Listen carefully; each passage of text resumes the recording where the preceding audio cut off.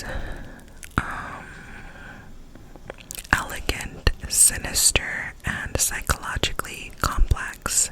After Me Comes the Flood is the haunting debut novel. Oh, it's debut, that's cool. By the best-selling author of the Essex Serpent and Melmoth. One hot summer day, John Cole decides to shut his bookshop early and possibly forever and drives out of London to see his brother.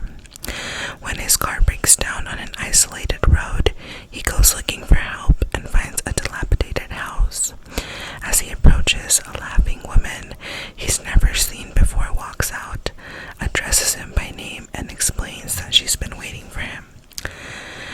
Once he enters the home, John discovers an enigmatic clan of residents, all of whom seem to know who he is and claim they have been awaiting his arrival. They seem to be waiting for something else too. Something final. Written by Sarah Perry's ascension to internationally best-selling author, After Me Comes the Flood is a spectacular novel of obsession, conviction, and providence. That sounds really interesting. Obviously, before I bought these, I did read the back. I don't just get any book, I get the ones that interest me. But that sounds really interesting, and it's not that many pages. Oh wow, it's literally less than like 230, like 225. So that is really interesting. This next one has a very pastel, pretty cover, and it is called A Room Called Earth by Madeline Ryan. This book, guys, is actually the only one that I have started. Out of these books, I don't know what page I'm on, but it's the only one I've kind of started reading. But I know the gist of this is love between autistic people. And at the time I was watching Love on the Spectrum, so your girl was like, oh my god, like, what are the freaking chances that I would find this? And I had to get it. So we're gonna go ahead and read the back here.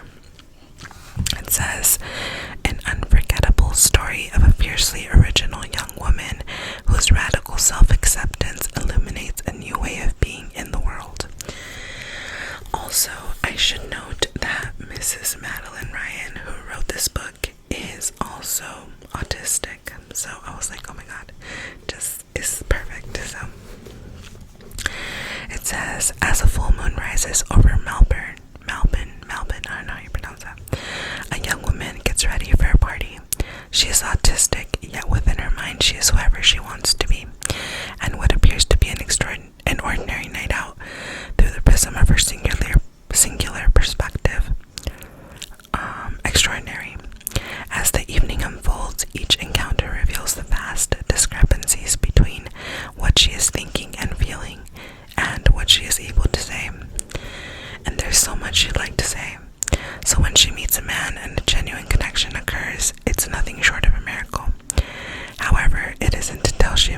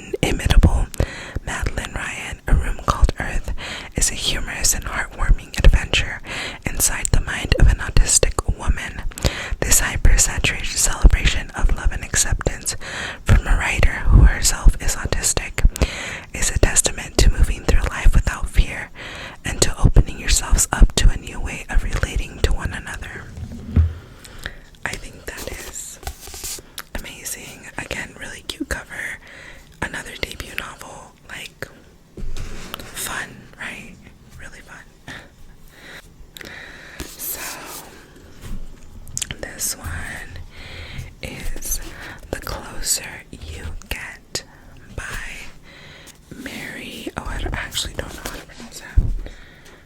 Torjusen, I guess. The closer you get, and then there's this girl, and there's this guy, and there's blue letters, and a little bit of a pink hue. So let's go ahead and read the back. It says, they had the perfect plan to start a new life together before it all went horribly wrong. A new twisting novel of psychological suspense from the acclaimed author of The Girl I Used to Be. It says coworkers Ruby and Harry are in love, but they're married to other people. Scandalous. They decide to tell their spouses that their marriages are over and start a new life together. Ruby has wanted to leave her controlling husband for a while, so she tells him she's leaving and waits at the hotel where she and Harry are to meet. But Harry never shows up. Suddenly, Ruby has lost everything. Harry won't answer her calls, and she's fired from her job. She finds a cheap apartment in a rundown part of town, all the while wondering what happened to Harry. Just as Ruby thinks she's hit rock bottom, strange and menacing things start to happen. Someone is sneaking into her apartment, and someone is following her home late at night, and she is going to have to fight for her survival. That is terrifying. That is terrifying. But that is that one. So next one has kind of a cool cover too. And this one is called H2O. H2O. H2O. H2O. And it is by Virginia Bergen. And as you can tell, it has like these little openings like indicating acid rain, obviously. And I thought that was kind of cool when I bought it.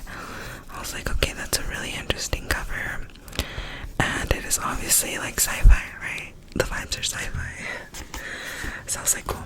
Anyways, it says, it's in the rain and just one drop will kill you. Go ahead and read the back.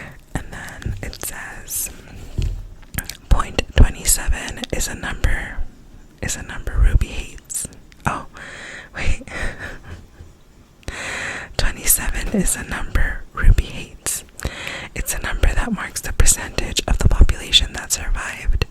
It's a number that means she's one of the lucky few still standing. And it's a number that says her father is probably dead.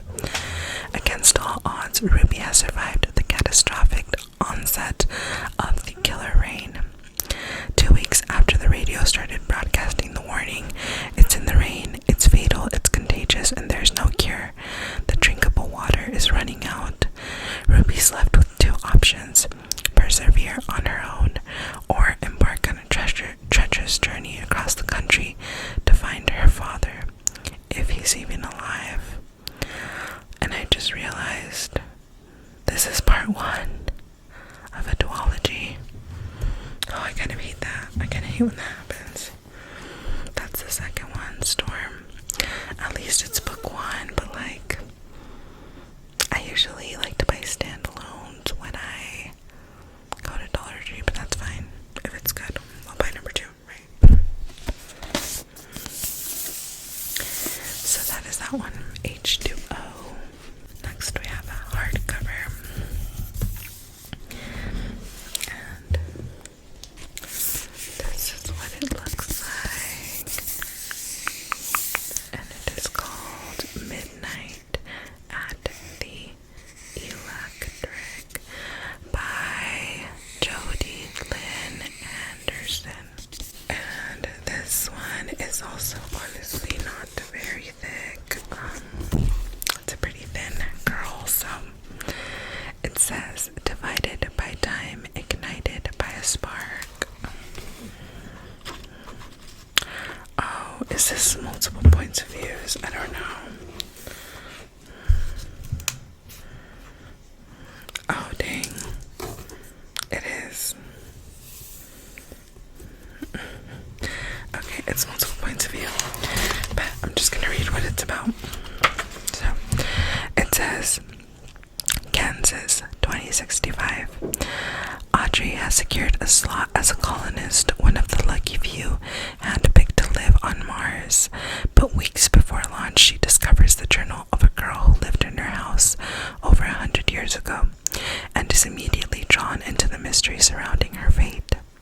While Audrey knows she must focus on the mission ahead, she becomes captivated by a life that's been lost in time, and how it might be inextricably tied to her own. Second point of view is Oklahoma, 1934. Amid the fear and uncertainty of the Dust Bowl, Catherine fantasizes about her family's farmhand and longs for the immortality promised by a professor at a traveling show called The Electric. But as her family's situation becomes more dire and the suffocating dust threatens her sister's life, Catherine must finally separate illusion from reality and look for the courage to sacrifice everything she loves in order to save the one person she loves most. England, 1919. In the recovery following the First World War, Lenore struggles with her grief for her brother, a fallen British soldier, and plans to sail to America in pursuit of a childhood friend. But even if she makes it that far, will her friend be the person she remembers and the one who can bring her back to herself? And then it says, while their stories span thousands of miles and multiple generations, Lenore, Catherine, and Audrey's fates are intertwined in ways both heartbreaking and hopeful. In Jodi Lynn Anderson's signature haunting lyrical prose, human connections spark spellbindingly to life, and a bright light shines on the small but crucial moments that determine one's fate. That sounds pretty interesting. And it is also about 250 pages. Not bad. That is that one. So now I'm gonna move on to the ones that I bought today. The 3 books that I bought today. So this one is called Godspeed, and it is by Nicholas Butler.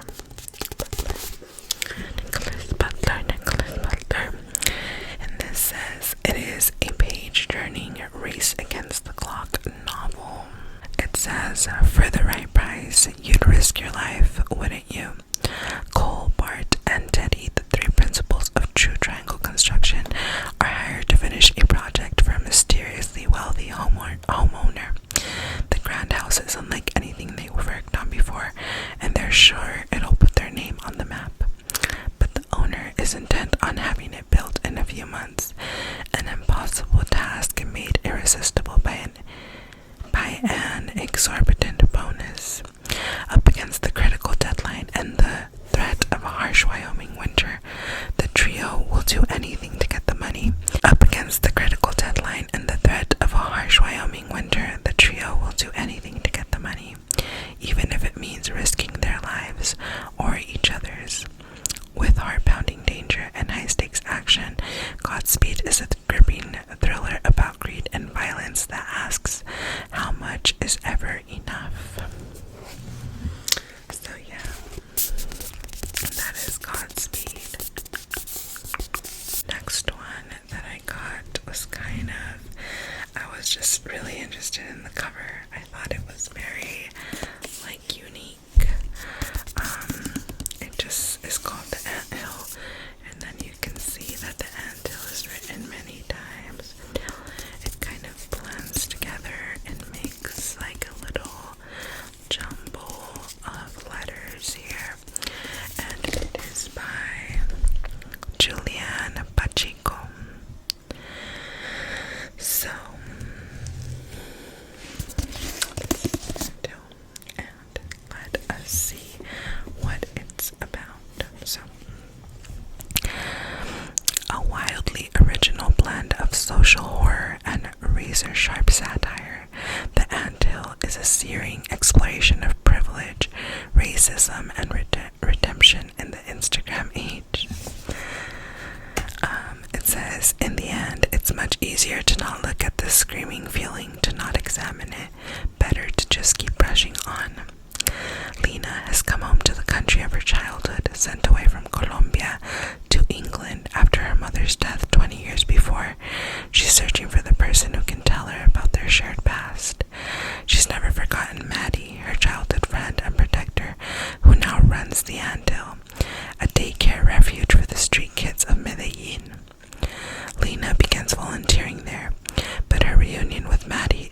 what she had hoped for. She no longer recognizes Medellin, now rebranded as a tourist destination, nor the person Maddie has become, a guarded man uninterested in reliving the past she thought they both cherished. As Lena begins to confront her memories and the country's dramatic history, strange happenings start taking place at the anthill. Something is violently scratching in the inside of a closet door. The kids are drawing unsettling pictures, and there are mysterious sightings of a small, dirty boy with pointy teeth. Is this a vision of the boy Lena once knew, or something more sinister? Did she bring these disturbances with her? And what will her search for atonement cost Maddie? That's interesting. I don't know, I guess I wasn't expecting like a little paranormal element. I thought it was just kind of like, life in Medellin, but still, I thought that was pretty interesting.